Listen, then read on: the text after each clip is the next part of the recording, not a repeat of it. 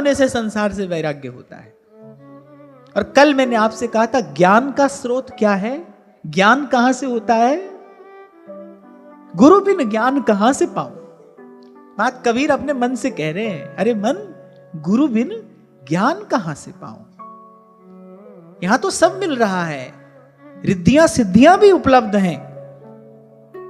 आप जप करो, तप करो, व्रत करो, अनुष्ठान करो, आपको रिद्धियां सिद्धियां मिलेंगी।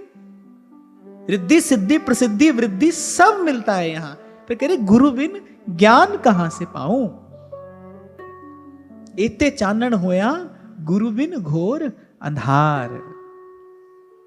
इसीलिए कबीर कह रहे हैं सतगुरु मिला तो सब मिला, नहीं तो मिला न कोई।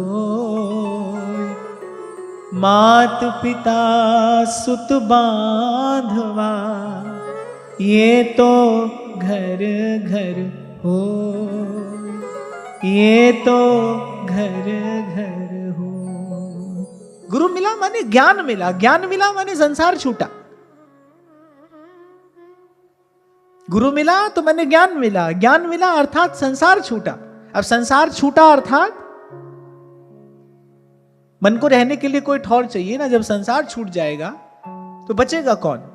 तीन ही तो तत्व हैं, जीव है, ब्रह्म है और माया है। माया छूटेगी तो जीव जाएगा कहां? ब्रह्म के ही पास तो जाएगा।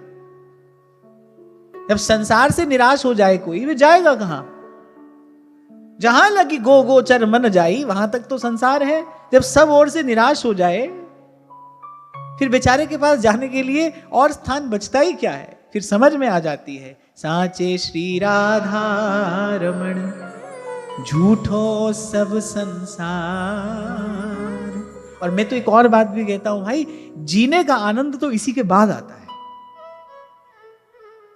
पहले कई बार आपसे कहता था ना, उसी को आता है मजा जीने का इस जमाने में, इधर का लगता रहे उधर का हो जाए। जीवन का आनंद तो इसके बाद ही आता है। इधर का लगते रहो उधर के हो जाओ। खेल समझ में आ जाए। एक और उदाहरण मैंने कभी आपको दिया था, कोई भी खेल देखने का आनंद तब आता है जब आप उस खेल को समझते हो। यदि आप खेल समझते नहीं है तो फिर खेल देखने का कोई आनंद नहीं आएगा। खेल समझो तो फिर खेल देखने का आनंद है। संत प्रभु का खेल समझ जाते हैं, इसलिए संसार में आनंद से रहते हैं, मौज से रहते हैं। उनसे पूछो आपको कोई दुख है? दुखालयम अशाश्वतम, इस दुख रूप संसार में आप रहते हो। संतों से पूछो आपको कोई दुख है? हमको कोई दुख नहीं है। कछु लेना न देना, मगन रहना। उनसे पूछो कोई कष्ट है? बोले ना कोई कष्ट नहीं है। मन मस्त भया, मन मस्त भया, मन मस्त भया, अब क्या? कोई तकलीफ हो? लेना ना काहू से दोस्ती, ना काहू से बैर, वो आनंद ही आनंद है। क्यों? क्योंकि खेल समझ में आ गया है। ऐसे में देखता हूं कि ऐसे मान लो क्रिकेट देखने का शौक होता है लोगों को और बड़ा भारी होता है। अच्छा, मुझे तो आज तक ये बात समझ में ही नहीं आई भाई क्या देखते हैं उसमें।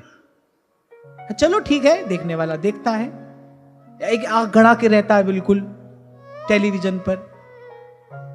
कई कई बार तो हार जीत कोई और रहा होता है और यहां व्यक्ति को हार्ट अटैक आने को हो जाता है। ऐसे पगला जाता है व्यक्ति देखते देखते। तो वो सब क्यों हो रहा है? क्योंकि भाई उसको खेल समझ में आ रहा है। अब मेरे जैसे व्यक्ति को बैठा हो तो मुझे खेल ही समझ में नहीं आता, मैं क्या देखूंगा, क्या समझूंगा? इसलिए कभी देखा नहीं, क्योंकि समझ में ही नहीं आता। या फिर ऐसा कह लो कि मैं समझना ही नहीं चाहता। और मैं क्यों समझना नहीं चाहता? क्योंकि मुझे ये खेल समझ में आ गया है कि भाई तमाशे में तमाशा है, यहां कुछ भी रहेगा नहीं, ये तो सब आ रहा है और जा रहा है। पर्दे पर कोई घटना घटी, देखने वाला हंस दिया, फिर पर्दे पर कोई घटना घटी, देखने वाला रो दिया, जबकि हो कुछ नहीं रहा है, घट कुछ भी नहीं रहा है। वो जो पर्दे पर घट रहा है वो भी 2 क्षण की बात है, और वो जो हंसना रोना है वो भी 2 क्षण की बात है। यही तमाशा तो हो रहा है यहां, आप देखो। हमारा वेदांत दर्शन यही बात तो कहता है, दृष्टा बन के केवल देखिए तो तमाशा हो रहा है। कुछ भी ठहर नहीं रहा है यहां पर, कुछ भी नहीं ठहर रहा है। बाहर तो क्या देखोगे, आपका मन देखो, कहीं एक जगह ठहरता है? कहीं नहीं। ना हंसने में ठहरा, ना रोने में ठहरा, ना सुख में ठहरा, ना दुख में ठहरा, ना सुख ही ठहरा, ना दुख ही ठहरा। तमाशा हो रहा है। और जब तमाशा समझ में आ जाता है, फिर लगता है भाई जब यहां पर कुछ स्थिर है ही नहीं। कबीर कहते हैं, अरे काची काया मन अथिर, कच्ची काया है, अस्थिर मन है, तो यहां परिश्रम क्यों करना है? यहां अपना तन मन ऊर्जा शक्ति समय लगाना ही क्यों है? राम सिमर, राम सिमर, एही तेरो काज है, राम सिमर, राम सिमर। अभी कुछ दिन पहले की घटना है, हमारा एक बालक मेरे पास आकर बैठा, बोली देखो ऐसे हो रहा है ये, क्यों हो रहा है ये तो बिल्कुल भी नहीं होना चाहिए। 5-10 मिनट में बात सुनता रहा।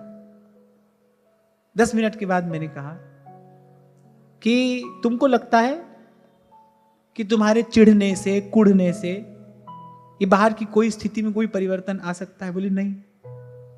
अरे मैंने कहा बुद्धिमान व्यक्ति काहे को अपना जी जला रहा है? फिर करने वाला कर रहा है ना? और जहां हो रहा है, जिसके संसार में ये हो रहा है, अरे जब उसको कोई कष्ट नहीं है तो तुमको क्यों कष्ट हो रहा है? जिस दिन उसको कष्ट होगा उस दिन सब निपट जाएगा, उस दिन सब सिमट जाएगा। जो हो रहा है किसी की इच्छा से हो रहा है ना, और जिसकी इच्छा से हो रहा है उसकी इच्छा सर्वोपरि है। सुख चाहिए यदि किसी को, तो बस उसकी इच्छा में अपनी इच्छा मिला दे। तभी मैं आपसे उस दिन कह रहा था, भाई जो हो रहा है प्रभु की इच्छा से हो रहा है, और जो उसकी इच्छा से हो रहा है वो अच्छा ही हो रहा है। हमारे जी जलाने से होगा क्या? और जहां कहीं दोष देखोगे, जहां भगवान लीला में दोष देखोगे, भगवत विधान में दोष देखोगे, वहां दुख उठाना पड़ेगा। केवल देखिए, सबका मुजरा लेत, यही लक्षण है जागे हुए महापुरुष का। उसको तमाशा समझ में आ गया है। इसी को ज्ञान कहते हैं। यही ज्ञान है। वो ज्ञान वही ना जो राग द्वेष के द्वंद्व से मुक्त कर दे, जो चेतना को विमल कर दे। जगे चेतना विमलतम, ज्ञान उसी को ही कहना चाहिए।